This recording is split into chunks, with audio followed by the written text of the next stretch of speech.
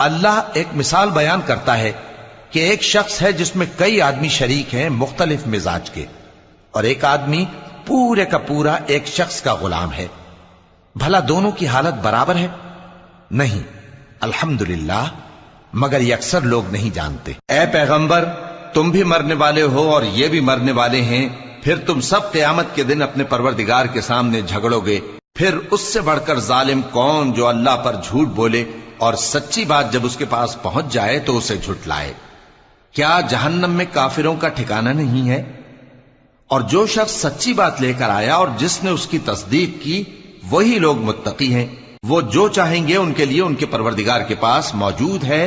نیکوکاروں کا یہی بدلہ ہے، تاکہ اللہ ان سے برائیوں کو جو انہوں نے کی دور کر دے، اور نیک کاموں کا جو وہ کرتے رہے ان کو بدلہ دے۔ کیا اللہ اپنے بندے کو کافی نہیں؟ اور اے نبی،